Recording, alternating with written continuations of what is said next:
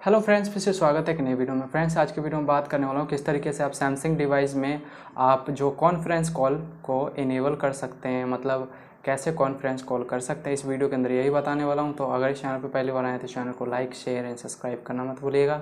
तो चलिए शुरू करते हैं। सबसे पहले आपको डायल पैड में जाना है। डायल पैड में जाने के बाद आपको इस तरीके का इंटरफेस दिखेगा। आप चाहे तो जो आया होगा कॉल उसमें से भी आप सेलेक्ट कर सकते हैं। जो आपने कॉन्टैक्ट नंबर में सेलेक्ट किया होगा वो इस लिस्ट में दिखेगा। यहाँ पे क्लिक करेंगे तो आप उन पे सेलेक्ट कर सकते हैं। अगर डायल करके दोनों नंबर को, तीनों जो भी नंबर आप डायल करके को ऐड करना चाहते हैं तो वो भी कर सकते हैं। तो सबसे पहले मैं एक नंबर को सेलेक्ट कर लेता हूँ।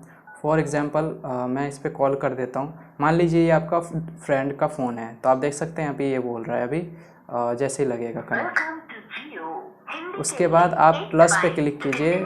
प्लस करने के बाद फिर से आपको कोई भी नंबर डालना है जो जिसको और फ्रेंड को ऐड करना चाहते हैं। आप चाहे तो यहाँ से कॉन्टैक्ट पे भी जा कर के ले सकते हैं। यहाँ से हमें आपके जवाब की प्रतीक्षा है और यहाँ से कॉल कर दीजिए। कॉल करने के बाद आप देख सकते हैं यहाँ पे मर्ज का ऑप्शन आ गया, इस पर क्लिक कीजिए। क्लिक करने के बाद आप देख सकते हैं कि हमारा कॉल मर्ज हो चुका है।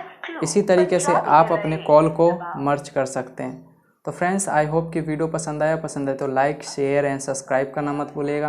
आपका कोई भी सुझाव हो आप मुझे कमेंट कर सकते हैं, मैं डेफिनेटली आप लोगों का रिप्लाई करूँगा। मिलते हैं ऐसे कोई इंटरेस्टिंग वीडियो के साथ, तब तक के लिए नमस्कार।